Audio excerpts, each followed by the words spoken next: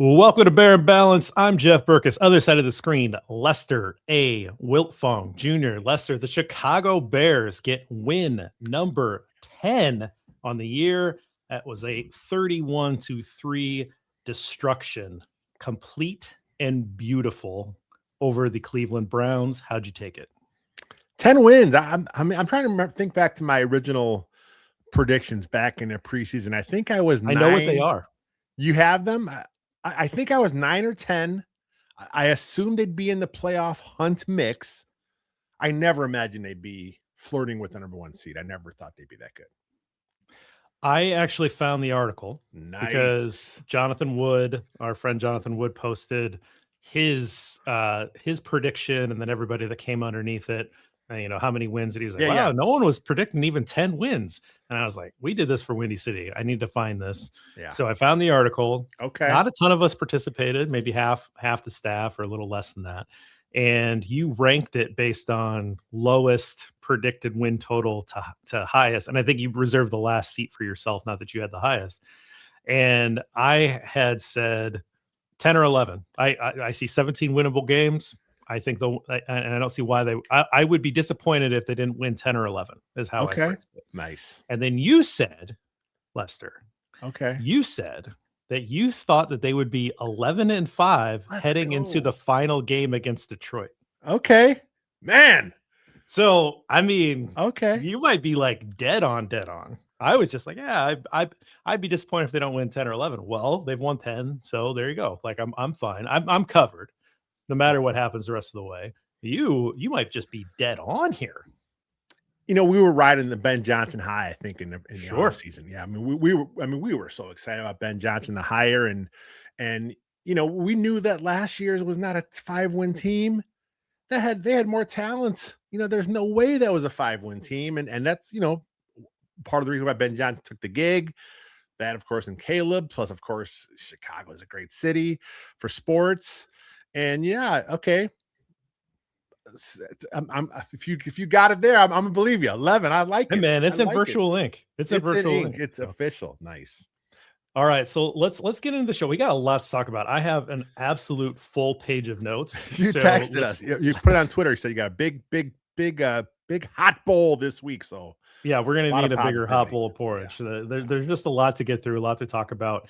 A very fun game in a lot of ways, and a very meaningful game at this time of year, which is great to talk about meaningful football in December about the Chicago Bears. So you got to love it. We always start off in the trenches. Trench tribute. Many places to go. Who'd you want to highlight? Yeah, there's a lot, like you said, a lot of places we can go. I mean, Booker had a couple sacks. I thought Montez Sweat had a nice game. Of course, the offensive line had a good game. I'm going to go with the guy that set a career high in this game. I'm not sure many people realize it, but Andrew Billings, he didn't have any tackles, but he had 3 quarterback hits, which is his most he's ever had in a game. He was getting some pressure. I watched the game because he flashed me a few times. I'm like, let me run the rewatch and focus on this guy.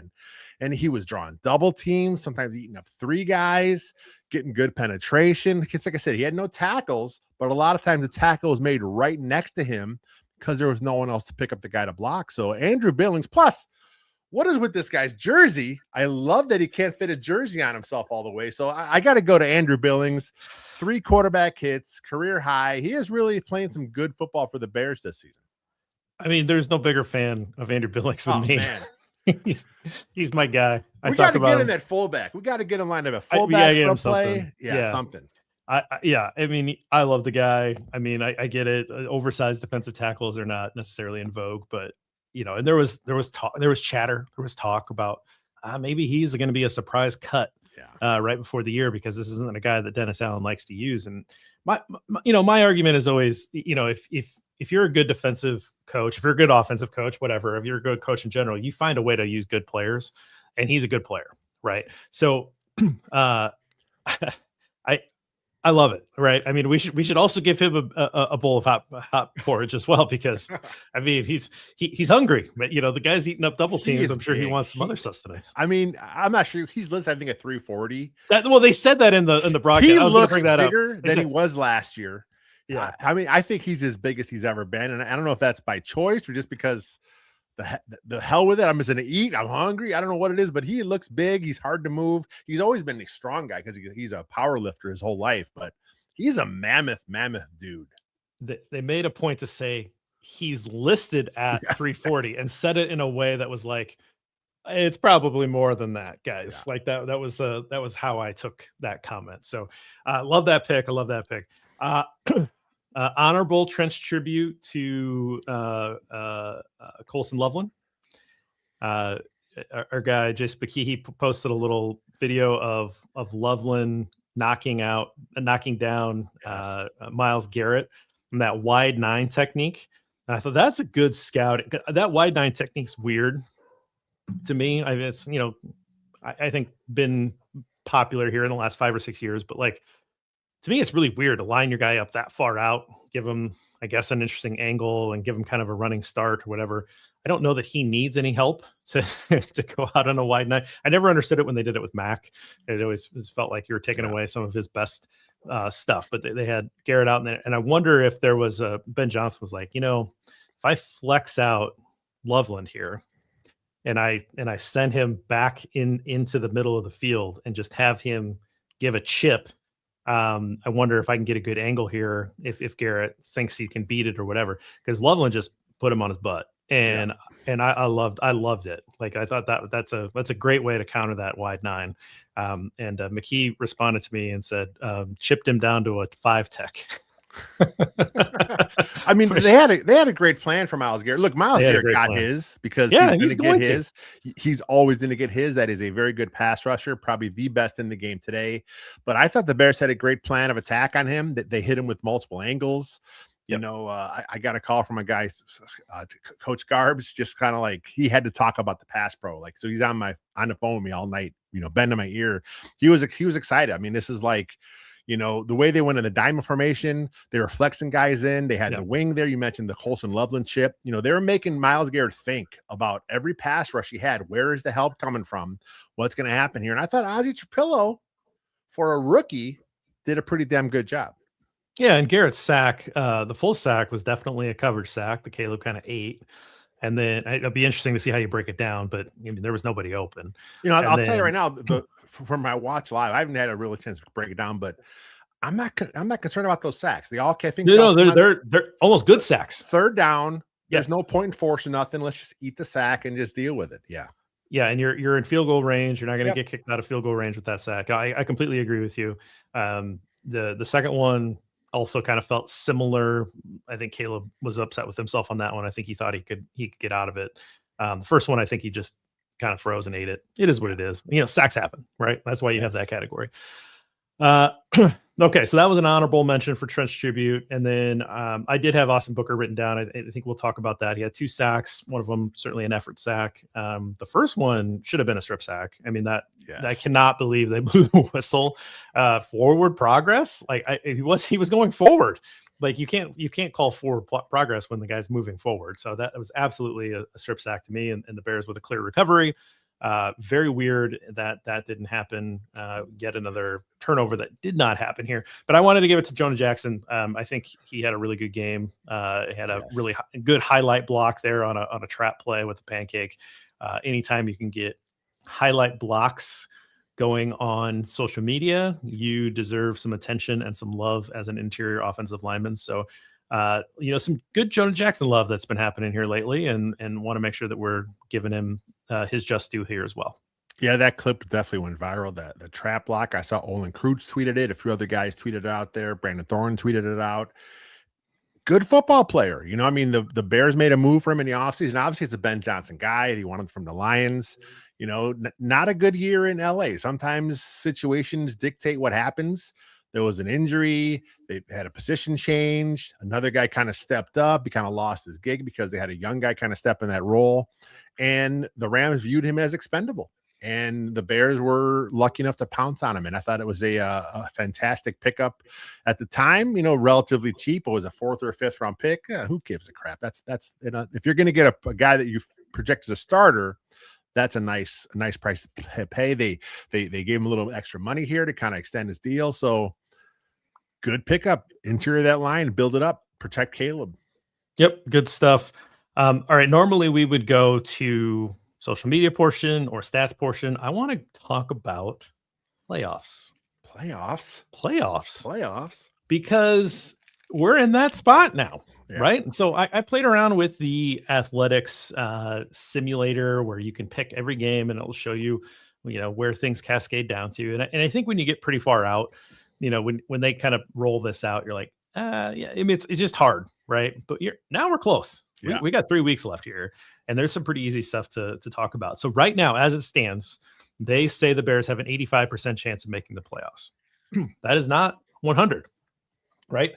10 wins is not going to get you into the playoffs this year necessarily, right? It could happen, but I think you're going to need to win another football game here. So if you look at this, and you were just talking about getting into the playoffs as a wild card, right? You've got 3 games left, and you're playing the 3 teams that are also interested in getting into the playoffs in the similar situation. It's kind of crazy how the schedule has worked out. If you win one of those games, and only one of those games, you would really like it to be Detroit, because that forces them out and you win, right? So if nothing else, the Bears have a win and in game in the last week of the year if they drop their next 2. That we know for sure, that they, at worst case scenario, they would play Detroit for a wild card spot. They beat the Packers. They still have to maybe get a little help, or win another game. If they beat just the 49ers, they would need some help, right? So there's some stuff to kind of think about there. If we talk about the division, right now, the simulator puts the Bears odds at winning the NFC North at 53%, so just slightly better than a coin flip. If you beat Green Bay this week, they have the Bears' chances jump up to 84% to win the division. It's a 1.5 game lead with 2 games remaining. And then all you got to do is win one of the other 2. Doesn't matter which one, just one of the other 2, because the Packers can't catch you, right? So that's pretty good. That's good. Right? That's good. Now, if you beat San Francisco and Detroit, but you drop the game to Green Bay, you still have a 67% chance of winning the division. You just need help. You need Green Bay to lose one of those games. Those are all pretty good. Now, the number 1 seed, I have it out there as well. Basically, run the table, beat all 3 playoff-worthy teams, which is a tall order, and you're going to need both LA and Seattle to lose a game. Now, good news is one of them is going to lose a game on Thursday because they play each other. Yeah. And so whoever wins that game, you're going to want to lose one of their final 2 games. Now, if you look at it, the more likely scenario is you want to cheer for Seattle to beat the Rams, and then after that, they have to go to Carolina and they have to go to San Francisco to end the year. That's a little bit more likely that they would lose that game, that one of those games, than the Rams losing to the Falcons, who aren't a bad team, but they have not finished games and they played poorly. And then they have the Cardinals at home in the last week of the year. So it's possible, but pretty unlikely. The simulator has that at 5% right now. But everything that you could have possibly wanted to happen this weekend did for you. The Bears beat the opponent that they needed to. They beat them up pretty good and pretty easily. The Packers lost on the road to Denver, and the Lions lost to the Rams.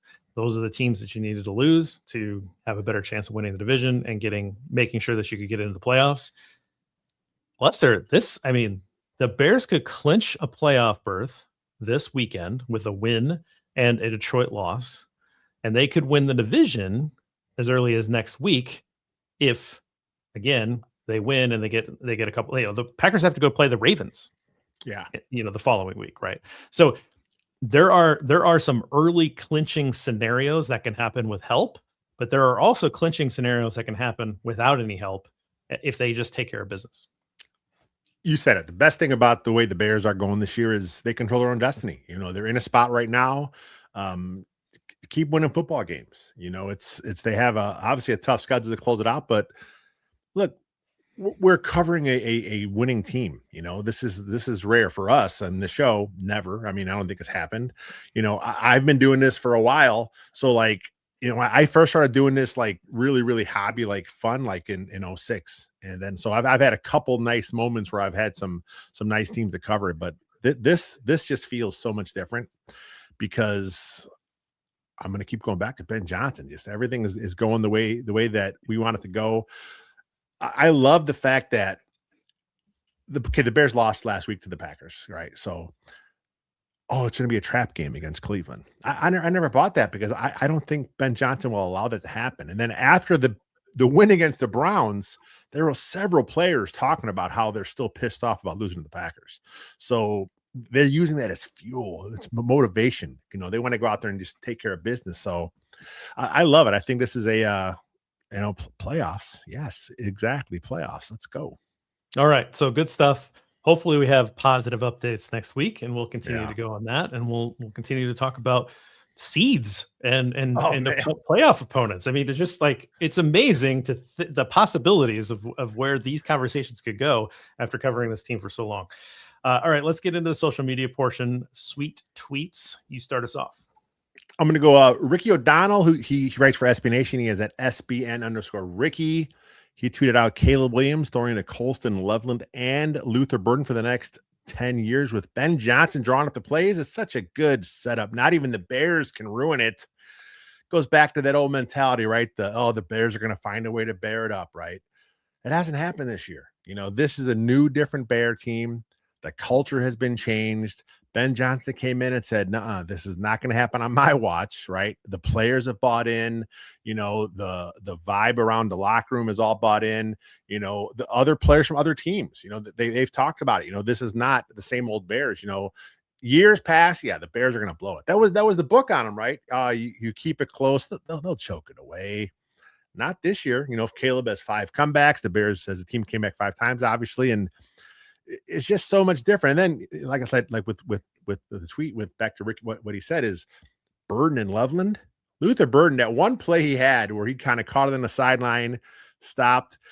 The way the replay kind of did that, how they kind of slow motion sped it up. I don't know if that was on purpose, just kind of thing, but it was perfect timing.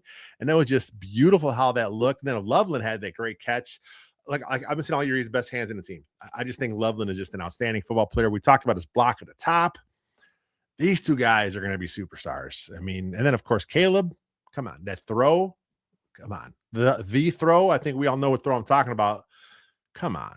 Ridiculous. Let's go into it. That's my tweet. There it is. I knew it. So Ross Reed, our guy Ross, he's at Ross Reed, said, people are going to complain about this throw today. Don't listen to him.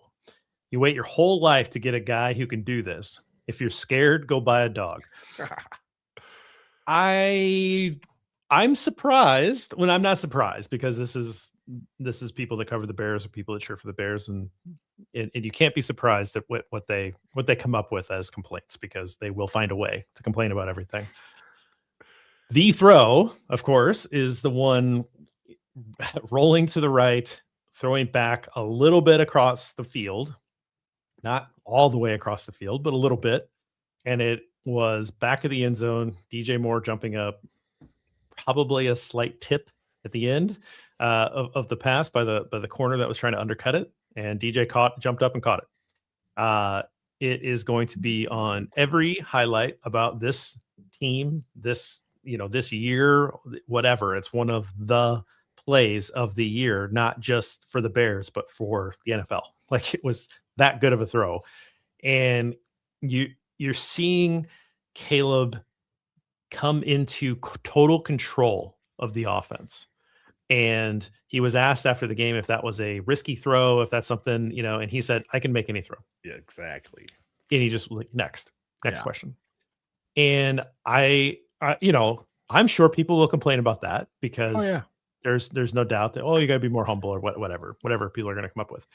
And is he going to get away with that every single time? Absolutely not. But he's going to get away with it because he can do it, and he can see it, and he can fit it in. And the idea that, like, we're going to beat this guy up who has the least interceptions through 1,000 pass attempts of anybody in the history of the league. Well, we're going to do what now? You can't use that as a criticism of Caleb Williams. And so if he is now feeling that confident in how he's seeing the field and where he can place the ball, yes, go for it. Make those extremely good plays. Yes, we want to see the floor lifted up a little bit. Yes, absolutely. It's gonna happen, right? It's not just Caleb, it's everybody on that team being in the right spot where they need to be. It's coming together. It's gonna happen. That let's set the like we Browns are a bad football team. Yes, They are a really good defense. And so this idea that like, oh yeah, well, fine, they just beat a bad team. No, no, no, no, no. They walked through a really good defense. So this isn't some cupcake that they sliced up here. That this was a good defense, and Caleb put the ball in a place where really only DJ could get it, and he flashes in and gets this throw. This is what you want, people. This is the kind of quarterback that can make magic happen. And I'm just, it's so wonderful that he's wearing navy and orange. I'm glad you mentioned the lack of interceptions, right? Because like you said, he's a gunslinger. He feels he can fit that ball in anywhere, right? Jay Cutler had that same mentality, right? He felt he had a strong enough arm, he could put that ball wherever he wanted to do it, But Caleb's he's safe with the ball. I mean, he's making smart decisions for the most part. Yeah, there's a couple plays where you're like, oh my God, he got lucky there, or oh, he shouldn't have threw that. But that's every quarterback in the NFL, right? They all do it. But the fact that Caleb is on this record, interceptionless streak, through 1,000 passes, something no one has ever done. And then he's doing this on the same day with that. Did you see the shot from the rear camera? Oh, so cool. DJ, there was two. The one from the end zone was ridiculous. It reminded Bill tweeted it out. It reminded you of the catch by Joe Montana to Clark. Similar vibes on that one. But the one from behind Caleb, when he threw that ball, DJ Moore wasn't even on the screen. He threw it to a spot, and then all of a sudden, here comes the DJ, and he jumps up, makes the catch. And you had a great point, in a chat where you talk about DJ Moore, because he's usually a body catcher. I think it worked to his advantage this time, right? Because he kind of was waiting for it, and he had enough wherewithal to kind of just make that catch and win it there. And look, I've heard people say it was tipped, it wasn't tipped. Look, tipped to me. Regardless, there was some hands up there in his face and obstructing his view. He came down with it like it was nothing. And I had no idea he caught that ball at first. It just, I'm like, what happened? I had no idea watching it on my TV. I had no idea what happened. And then he just stopped and then he spun the ball up. Yep. And I was like, touchdown. Wait, what? And then you saw the hands go up. Yeah. Yeah. A couple things. One, my best friend immediately texted me that he thought it looked like the Montana to Clark, the catch. Immediately, that's what came to his mind. So shout out to Matt. And then, I mentioned, like, I think it actually worked in his advantage that he's a body catcher, not a hands catcher, because if you were going up with your hands, you would be locking in on that one position, and then it'd be a little harder for you to adjust. Yeah. But because he's waiting for it to come into his body and then going to wrap it up, you're able to make that adjustment a little better. Maybe I'm wrong, but like that's what came to my mind when I watched it, 68 times. So, yeah. All right, let's hit on to stats. Caught up in a numbers game. What do you have? This is very Caleb heavy today. So I got a bunch of numbers and I'm just going to just rattle it off. This is from, actually Courtney Cronin tweeted this out. We've been all over the play action stuff. Like, we wanted to see play action even before this. We wanted to see play action in the Justin Fields area. We wanted to see play action forever. Just run some damn play action, right? So here's some numbers for you. Against Cleveland, Caleb was 10 of 13, 141 yards, 2 touchdowns, 151 pass rating on his play action passes. It's a cheat code. And I thought Caleb had a great quote in the end, because he was asked about it in his presser. And he's like, oh, I thought they said I couldn't play with my back to the defense. He's getting a little bit of he's starting to feel a little bit. He's starting to get confident in the offense. There were several plays in this game where he kind of had to play action, and they put that defender in he didn't know what to do. Should I rush quarterback or should I drop back in coverage? Caleb just kind of waited for him to make a decision, popped over the top. I mean, those are cheat codes. There's getting Colson Loveland out, getting Cole Kmet out, getting a tight end out on those plays is just stealing. And Caleb and Ben Johnson, perfect marriage. So many plays in this game, even the runs, right?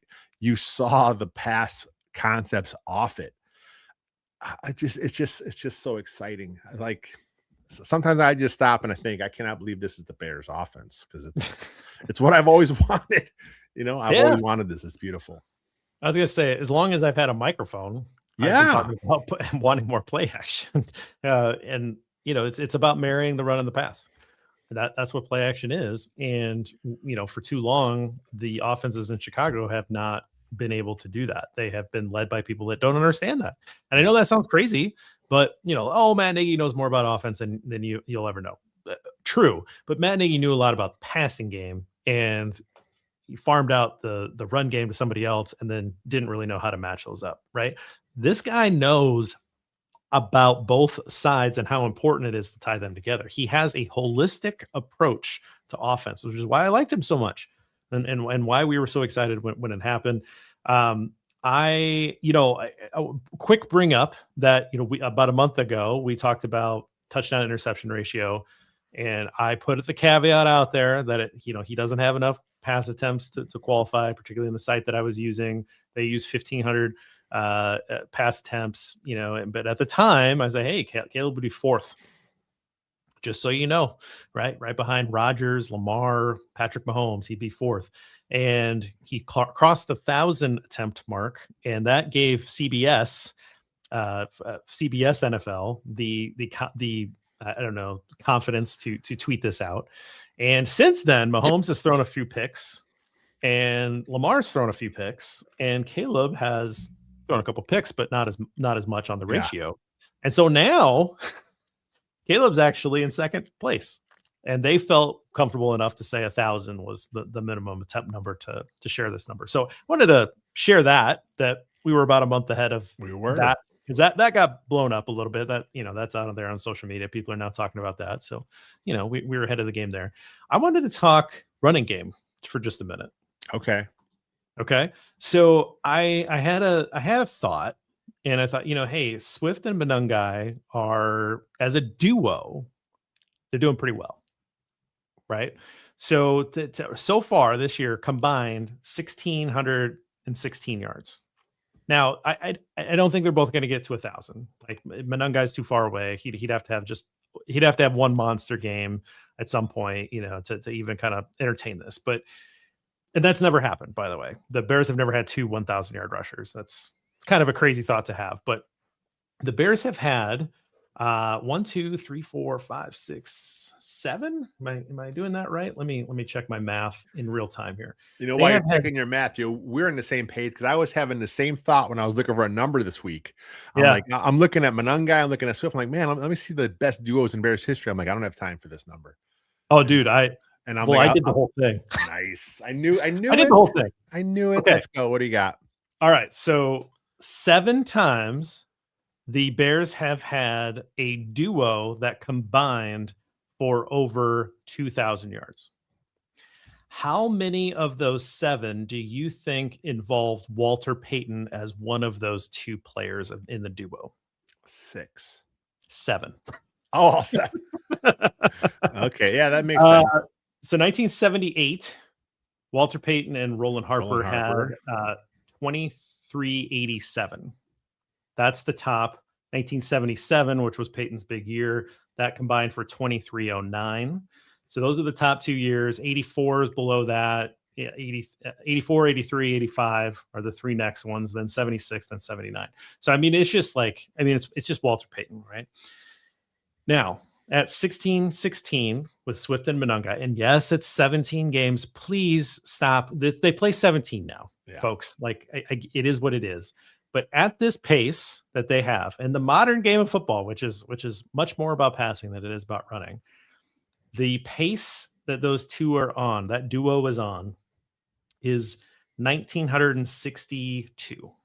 Oh, wow. So very close, and being able to potentially pop over there into that 2,000 rank and be the first time in team history that a duo that didn't involve Walter Payton could go over 2,000 combined yards as a top duo for the Bears. That's good stuff. Yeah, I think Justin Fields may have had something close to them, but that wasn't 2 running backs. He had a Well, 1,000-yard season. Fields and Montgomery combined for 1944. Okay, I see. I knew you'd have the numbers too. I knew it. I just threw it out there, and boom, there it is. Yeah, no, that's look, we've talked about Malunga quite a bit these last few weeks. Just his style, it's just a perfect style for this offense. The smash mouth. He's just so quick to the hole, and he didn't have the best of games this week, but he's still so effective running the ball. And then Swift, what's got into DeAndre Swift? Oh, I got him for later. Look, real quick on Swift. We'll save him since you got him coming up later. I'll save my thoughts. No, on we Swift. can do it now. I've got multiple players for the hot bowl, so let's just talk an appetizer hot bowl. Nice for DeAndre Swift. Let's do it now. So 2 touchdowns. He had 18 carries for 98 yards, 2 touchdowns, and he had an explosive run called back on a BS hold.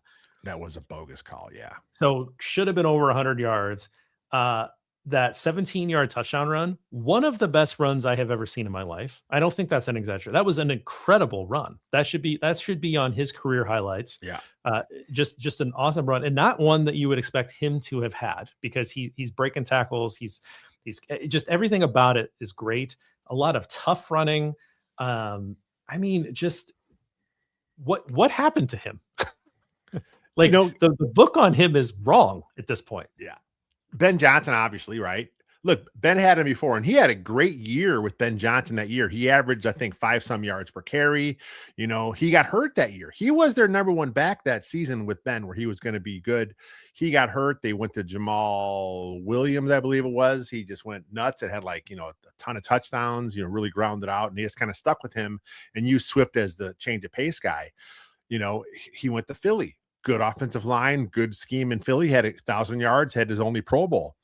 Like, I knew going into this year he'd be fine. I was not expecting it to be this good. I was not expecting, you said, the book on him has changed, right? He is no longer just looking to get away from contact. He's lowering his shoulder. He's not as physical as Manungai, but he's not afraid of the contact. He's making guys miss. He is a very good running back. And everyone assumed, okay, they're going to move on from him now in the offseason. Can you? I mean, why would you when he's playing this good in the offense? I think you still go out and get another back. I think Ben Johnson wants to run the ball and just, punish teams. So I think you still may go out and get a guy. But, man, DeAndre Swift is playing some really good football right now.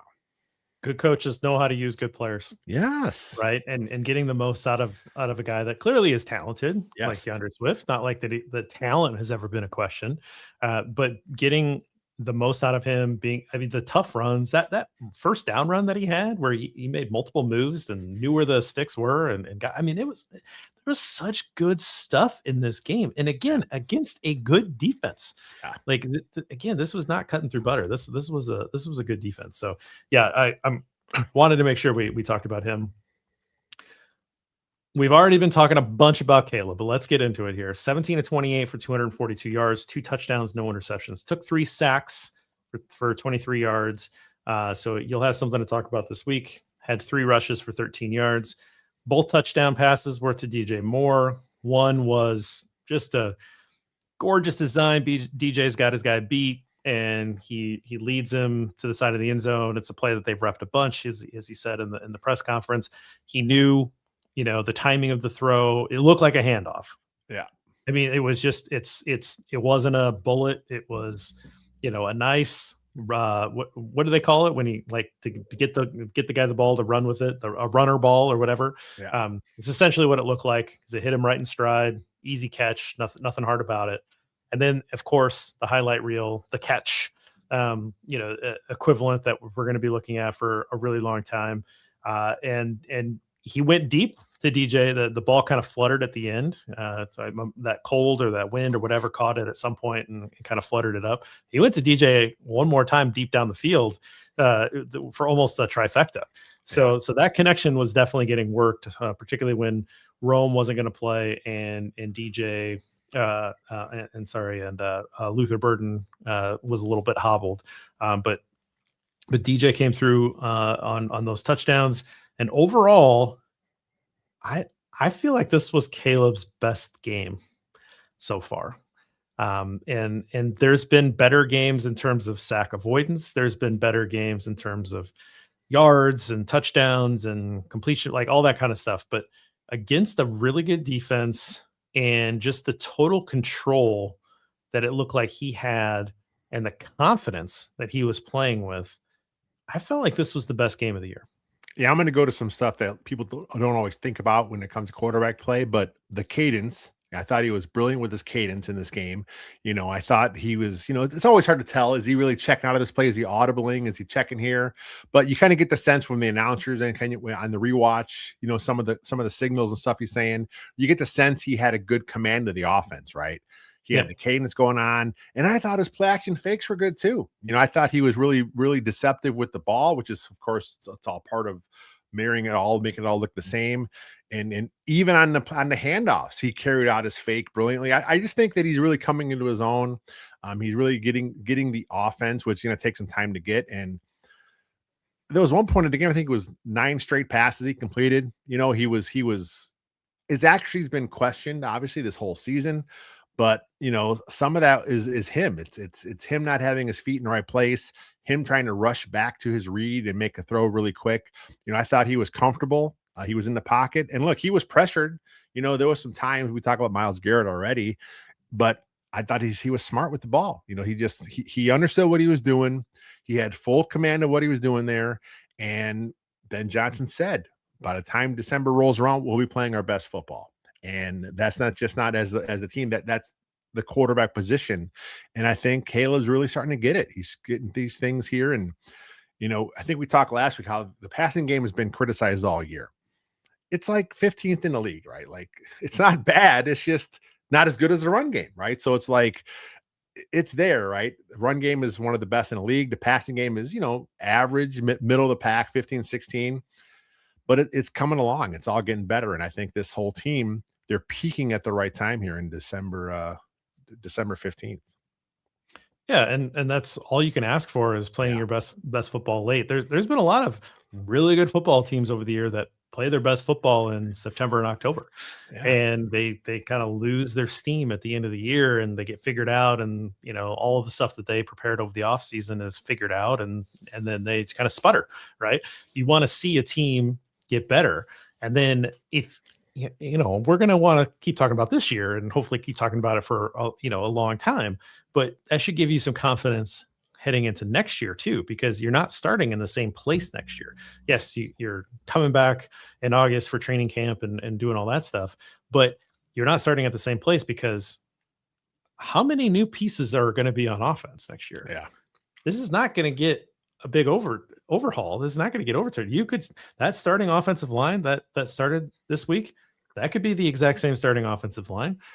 Colson Loveland's not going anywhere. Luther Burden's not going anywhere. Roma Dunze isn't going anywhere.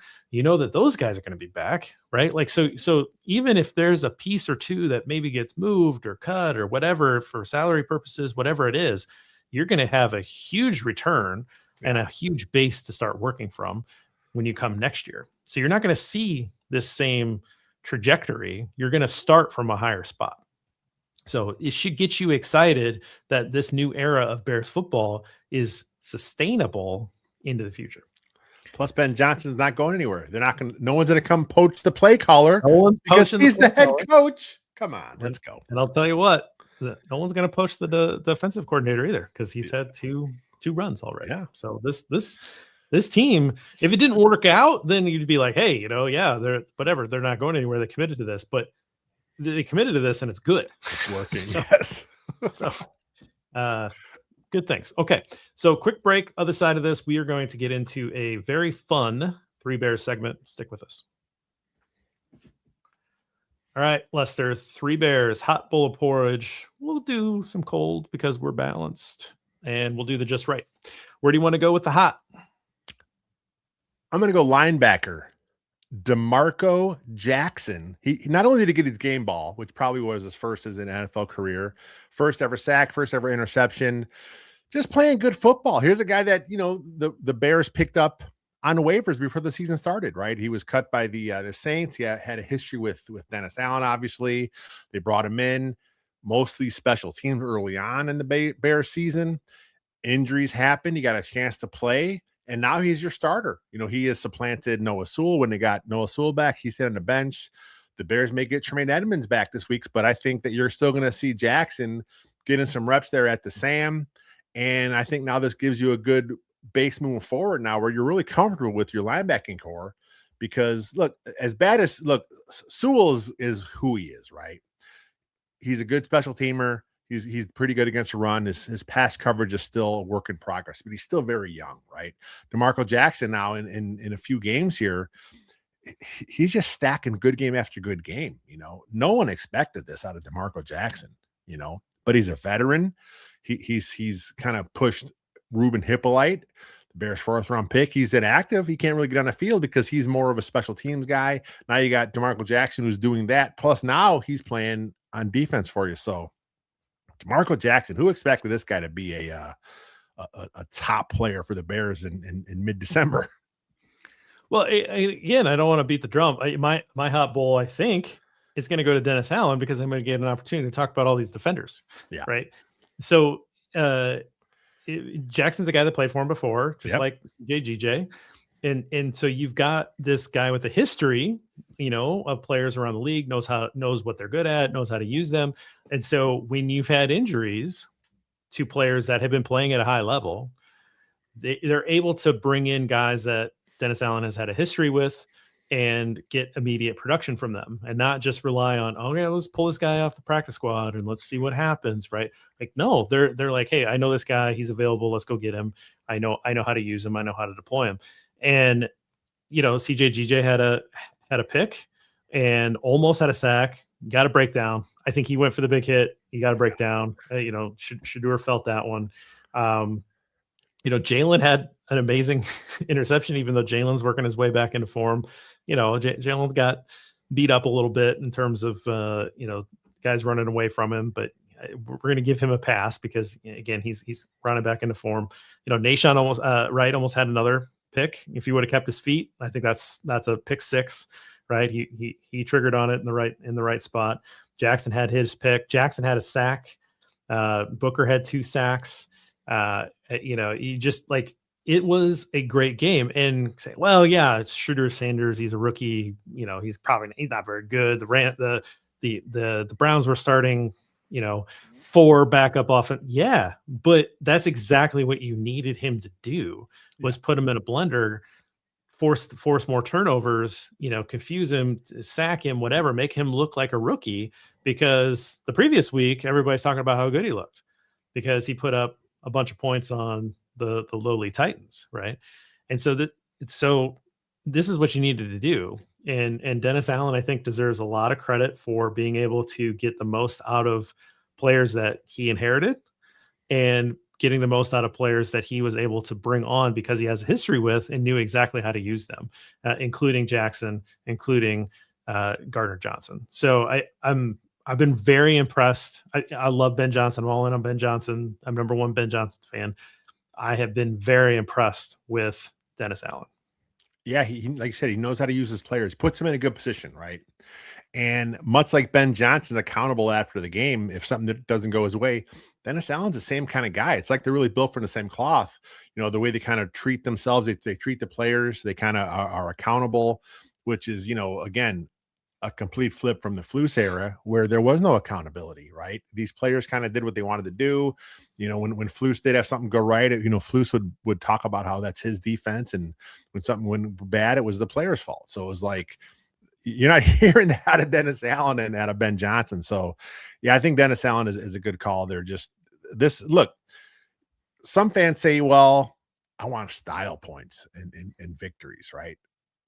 You got some style points this week because you had a bad Browns team. You were favored to win this game and you did it. You took care of business, right? This is what you want your team to do. Again, the Bears are a good team, because it can beat bad teams. That's what you want, Now the next step is, can I beat good teams, right? We'll see what happens against Packers on Saturday night. Yeah, style points. You took the ball away 3 times. Yeah. You had a goal. 5 sacks. Yeah. You had 5 sacks. You kept them out of the end zone right at the end of the game. That would have been very easy to give up. Yeah. And a lot of those guys in there, I think they were playing some backups at that point too. They had a few They had a few starters running, I think. Well, you don't have 11 backups, available to you, Yeah. So yeah, I just, Great, right? Like Yeah. let's go. Like I thought it was great. I was cheering for the goal line stand. Yeah. Like I was in it until the end, and I'm like, I want this goal Yeah. line stand here. I don't want to give up a cheap touchdown. I do not want this to be 31-10. I want this to be 31-3 because that's what this score feels like. This game felt like a 31-3 game, and I want it to end that way. And they did. They stepped up. I think that's awesome. So anyway, testament to them. Great. All phases were great. Okay. But was particularly impressed by the defense and what they were able to do to Sanders. So let's turn it around. Cold bowl porridge. I know it's always weird to do this when things are going really well, but I have a few things written down. What'd you have? I did find someone to get a cold bowl. I'm going to go. Look, we love him, Kyle Monangai, but he had 2 drops. Yeah, that could have went for pretty big plays, right? Yeah, it's cold outside, but look, you got to secure the ball. I don't know if he was trying to run before he had it secured. I don't know if he was kind of felt some of the bodies around him, but both of those should have been caught. Beautiful screens. The timing of those were perfect. And look, we talk about wanting to see play. We want to see screens forever too, like a well-designed screen pass to a running back is a thing of beauty. These are both set up perfectly. Monangai dropped them both. And look, someone's got to get the cold bowl. And I think Kyle Monangai can handle it this week. Yeah, the first one for sure was a touchdown. Yeah. I mean, like it sure looked like it could have been, right? Yeah. I mean, you don't know what's going to happen downfield. Somebody has an angle, but like he was going to go for a lot of yards and get him in the open field and see what happens. It's a tough ask because he's a little bit of a bowling ball out there. Yep, that's a good call. I have a few that I think are just kind of fun and nitpicky. Gave up 2 long passes. Little bit of a shrug on that, but whatever. Figured I'd mention it. The weather, I think, in talking about the weather, and I mean, it was obviously cold, but like, I get it. It's December, it's Chicago. Like, but they talk about bear weather. Fair weather. Ben Johnson said it. Caleb said it. Bring it back. Hey, if Ben Johnson says it, I'm in. Okay. Yeah. Moose and crew, rough crew, and the audio quality was some of the worst that I've had in an NFL game in a while. So poor Moose. He called Delpit, Brisker a couple times, like, because they're both number 9. Like there was just a number of things that were rough. And then at one point he said, like, we've done a bunch of Browns games this year, and every time, and I was like, oh buddy, you poor guy, that you're on the Fox crew, which does NFC games, and you've done a bunch of Browns games, which means that you're probably down at the bottom. I like Moose. Like, he seems like a really nice guy, but it's clearly one of the low ranked teams, and in terms of announcing teams, I thought they had a rough game overall. Like, it happens. Just a lot of mistakes. It happens, but they like, can have off days too. Yeah, these guys are pros.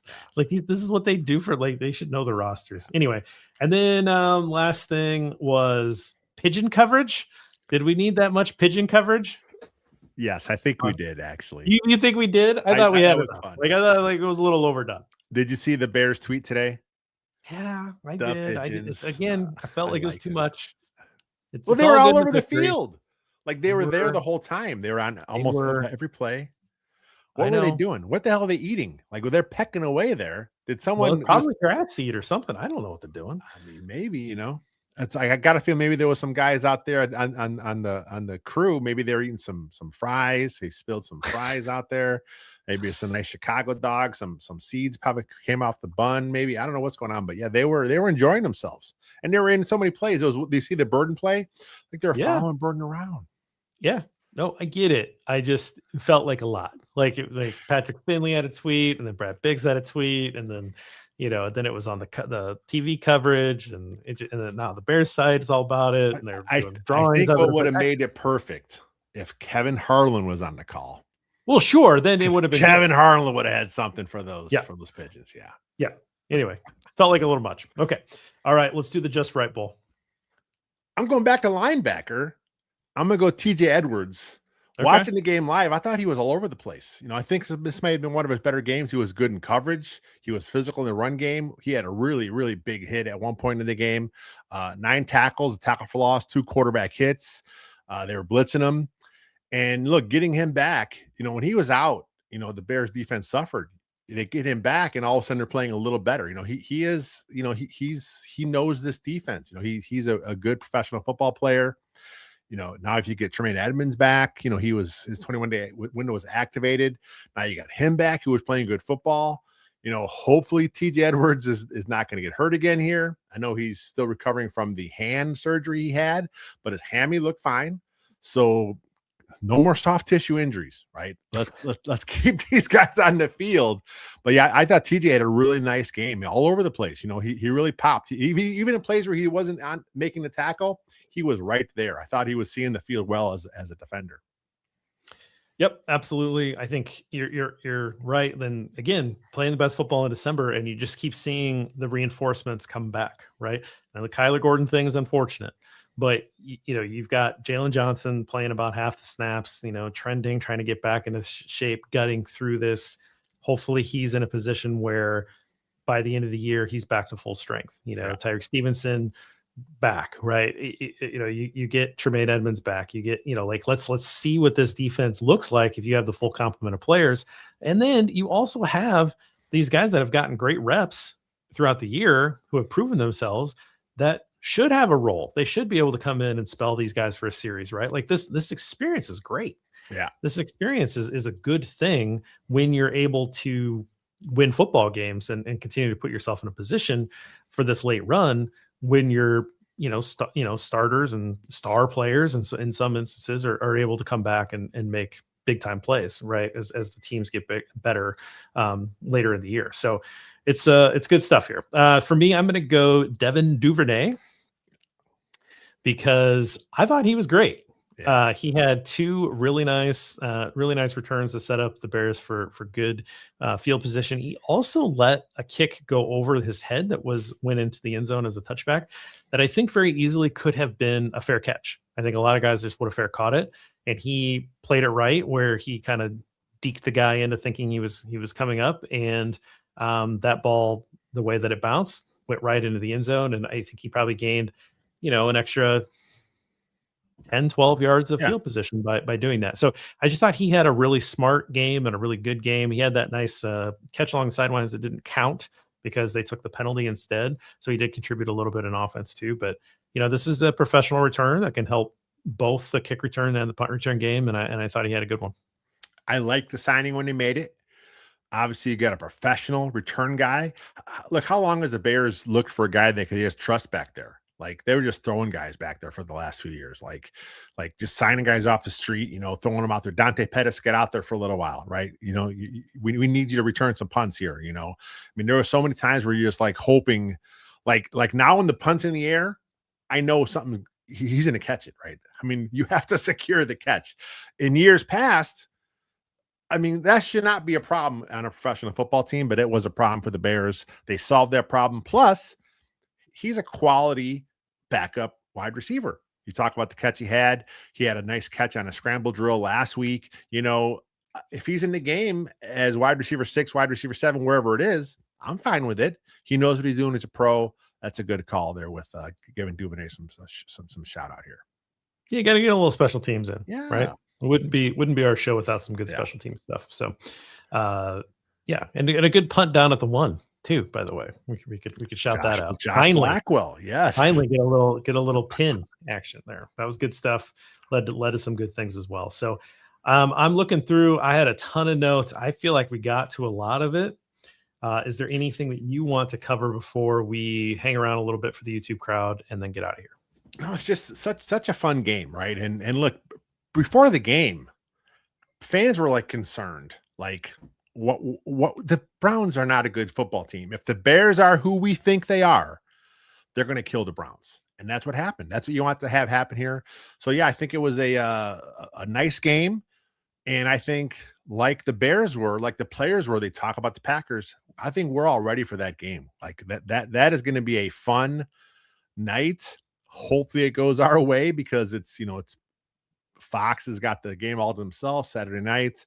But yeah, it's going to be it should be a fun week this week. And then, man, I'm telling you, if the Bears win Saturday night, I don't know. I live in Wisconsin. I live right over the border, right? So I think I'll have the Bears hat on. I'll get my coat out, and I'll just go shopping, I think, on Sunday. I'll just enjoy myself just walking around. Like I always get people come up to me like when I have my hat on, and it's always some old crusty dude want to talk a little trash. I got no time for Packer fans. If you want to talk football, I'll talk football, right? Usually they come out and they're just jackasses. So I'm like, I dismiss them, but what are you gonna say now, buddy? Let's go. I'm ready. If they are able to win on Saturday night, which they absolutely can, they played the first game tough despite coming out a little rough. And we haven't talked about it, but obviously Micah Parsons tore his ACL. Christian Watson may not be available. He hurt his chest or shoulder or something, so he was out in that game. So they're down a couple guys. I know that a couple linemen are battling some things too. So, no tears shed. I mean, like Micah Parsons is a great player, and I don't wish him any ill or anything like that. But Bears have been going through some tough injuries too. Yeah. Right. Like they played most of the year without their best defensive player. Jalen Johnson, who's coming back into form. So, I mean, there's injuries are part of the league. Right. And sometimes they happen to the best players. Sometimes they happen to your depth. Sometimes they happen to, one particular unit and really challenge teams. It is what it is. These things happen. Right. And so we'll see how the Packers adjust. They have a really smart defensive coordinator. We'll see what his adjustments he makes. We'll see what adjustments Matt LaFleur made, and then of course what the Bears were able to learn from that first encounter and see what they come up with. It's fascinating to play a team twice in 3 weeks, as opposed to like the Lions, where we're going to get them in the last week of the year. Maybe that game means something. Maybe it doesn't by that point. But we didn't play them in week 2. Yeah. So they're two completely different teams at this point. Right. But the Packers, we just played them, it's fresh in your mind. These guys want this revenge here. So if they can do it, we're going to have a lot of fun next week. Oh man. Let's just put it that way. It's going to be the vibe is going to be at an all-time high on Bear Balance if that happens. Yeah. So, all right, we will let the podcast crew go, and then we'll stick around here for a little bit for the YouTube crowd. Until next time, bear down.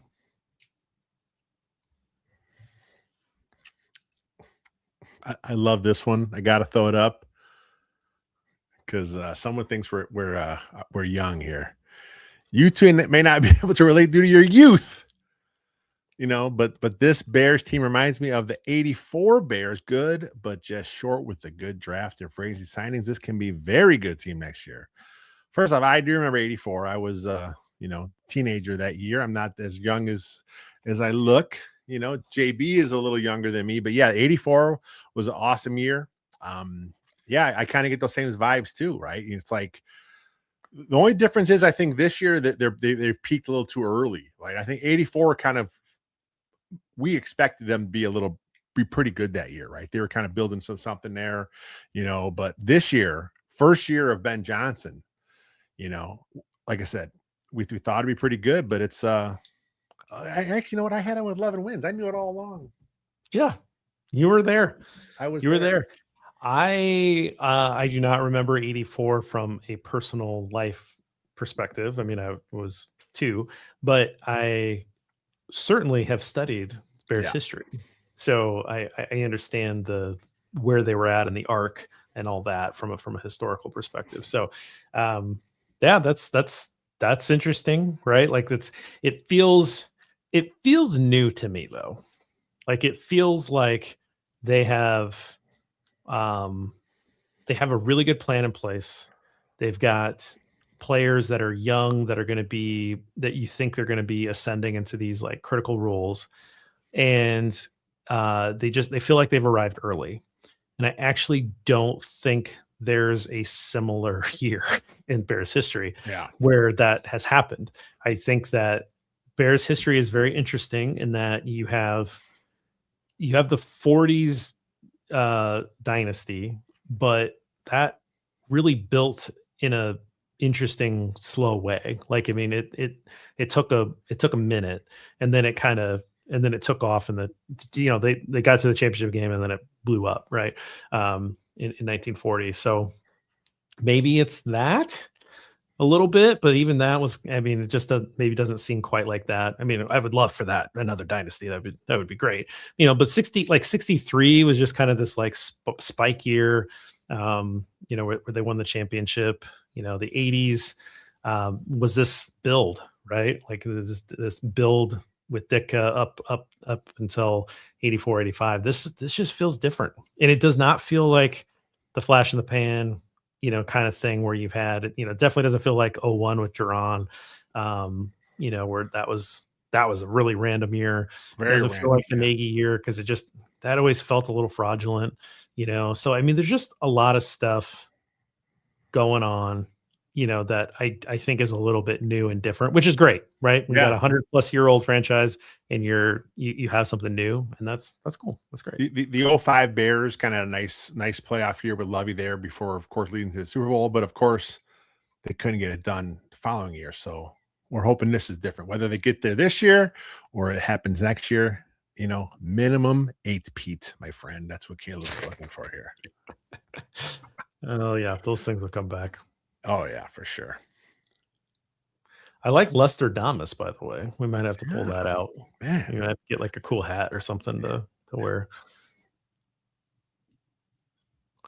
What else you got? We talked a little bit about Myles Garrett earlier. Yeah, I thought the plan was good, which is what you want to see. I thought they had a pretty good plan for Micah Parsons too the previous week, which is kind of nice for them to have these studs here. They had a good plan for Max Crosby. They've seen some really good pass rushers this year. And look, yeah, they're catching a break. They're not going to have Micah Parsons next week, but these things happen. The Packers have Rashawn Gary's pretty good pass rusher. He'll be able to get his a little bit here. So a good plan in place, right? It starts with obviously the quarterback. You have to understand what's going on here. But man, Ben Johnson's scheme, he's just so smart with how he attacks things. And look, Darnell Wright was left on an island more than Ozzie was. Ozzie obviously had more help. They moved Myles Garrett all around there because they wanted to kind of find some mismatches. So the one thing I will say with Parsons next week is that's going to really help is when he rushes from the interior, he's a terror because his speed to power, there's not a guard that really can do much with him. And that is something the Packers are surely going to miss. And look, Ben Johnson would have had a plan for that too, but he doesn't have to worry about it now. So good for the Bears. I mean, again, it did not play at a high level or anything like that, but just like thinking about it from a guard perspective and what you normally are facing in pass rush, and then thinking a guy like Micah Parsons coming at you in pass rush, and it's terrifying because you don't have to deal with guys like that. And so the fact that when those guys can come in and rush from an inside rush and in those NASCAR type packages, whatever you want to call it, it's terrifying for a guard because it's like you're not built for it. Like you're built to play interior offensive line. So yeah, I mean, he beat Jonah Jackson really bad. Yeah. Jonah Jackson's not built to block Micah Parsons. Like it's just not what it is. So good for them for doing that. But then you're also, you can counteract that. Right. Yeah. So our friend Chris wants to shout out 13 personnel. Seems working well for us. Wonder how that will play out for the rest of the season. Loveland, we agree, is going to be a star. He is 21 years old, right? He is going to be probably the best Bears tight end since Ditka, obviously. He may surpass those records. I saw Cole Kmet's pushing for some of the coaches' records here. So yeah, I mean, it's obviously a different era. It's more of a passing league now, but Colson Loveland's so good. I like the pick coming out. He is exceeded my expectations as a rookie. I didn't think he'd be this good, coming out as how he is. But yeah, the blocking, everything about him is just, right there. And, all those takes early on about, he's a bust. It's like, come on, have some patience. Tight end is hard as it is, right? They're not just having him be a move guy. They're not just having him be an inline guy. He's doing both, right? So they threw the whole package of tight end responsibilities at Colson Loveland as a rookie. The one thing I have not seen him do much, I haven't not seen him line up in the backfield much. He's more on the wing, more split out wide, but that's fine because that's what Cole Kmet's there for. That's what Durham Smythe's there for. So yeah, I like the three tight ends. Smythe's a 1-year deal. Moving forward, I don't see Cole Kmet going anywhere, but you may see them draft another tight end, have another guy in the mix because Ben Johnson wants to run the rock. Dude, it's good stuff. We like him a lot. I want to grab this one real quick. I think we mentioned it, but the highest with Fields, he had the 1,143 yard year, which is quite high on the ground. But David Montgomery that year had 801. So that's Swift and Monangai are on pace to eclipse that. The top non-Walter Payton running back only duo, if you want to go that deep, is Thomas Jones and Cedric Benson in 2006. Okay. And they combined for 1857, which these two should clear pretty quick. David Montgomery, the last Bears 1,000-yard running back. Is that right? So Swift has a chance to definitely. It's only 65 yards away. Yeah, he'll get there. Yep. Yeah. Yep. So that should happen.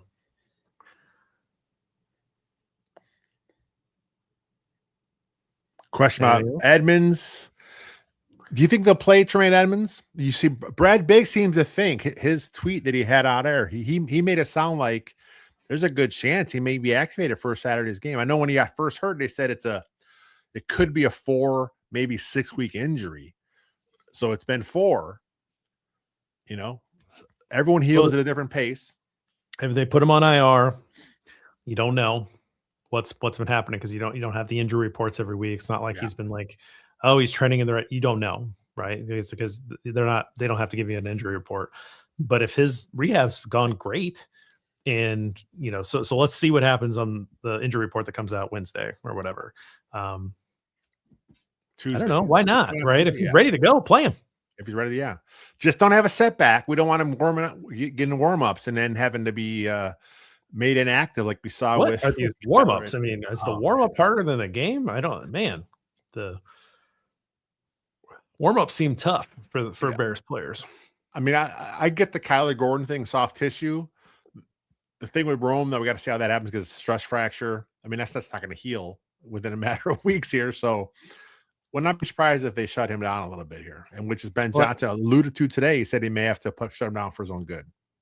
Yeah, let's see what happens. You have to wonder also, like, did they come into that being like, hey, we feel really good about our game plan against this team, unless you feel 100%, we would really like it if you sat, right? Like, what is it that happened during that conversation? Or is it like, no, I don't feel good. I'm not, this isn't going to happen for me. So we'll see.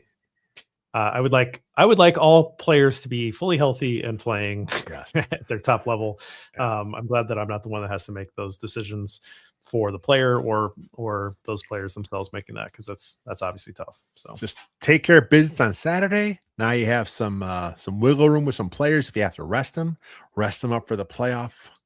Man, just the fact that we're talking playoffs is fun. So it would be awesome if they can win this one and go a long way. There's other things that can happen, but